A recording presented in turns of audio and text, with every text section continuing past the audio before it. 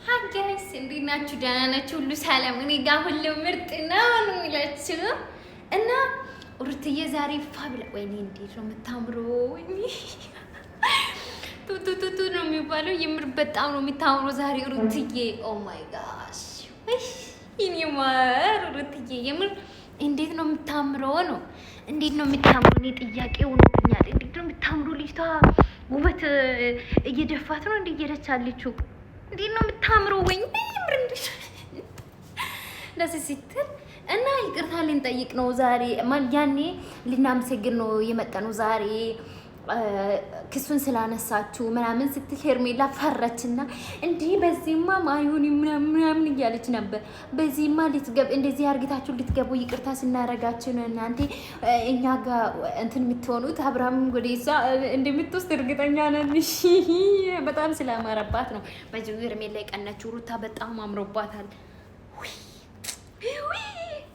እንኳን ምን ሩታ ደጋፊ ሆንኩኝ ነው የምላችሁ።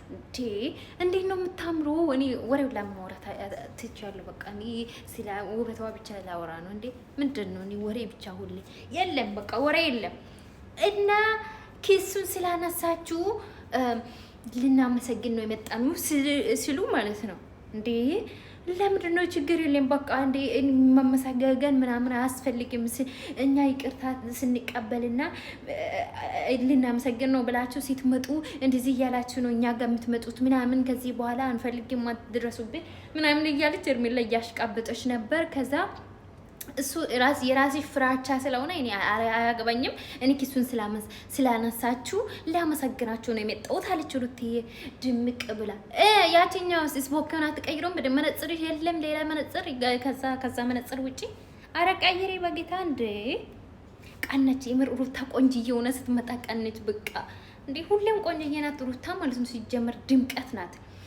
ስለዚህ ቀነችና ሄርሜላ እያለች ነበር። ሰላም ቤተሰብ እንዴት ናችሁ? አላችሁ? ደህና ናችሁ? ሁሉም ምርጥ፣ ሁሉ ሰላም ከኔ ጋር ሁሉም ምርጥ ነው። ዛሬ እዩ አናድዶኛል። እዩ በጣም ነው ያናደደኝ። ግን ቢሆንም አሁን ሩታ ምንም ታውራ ቆንጆ የሆነ ስለመጣች ደስ ብሎኛል። በቃ ባይ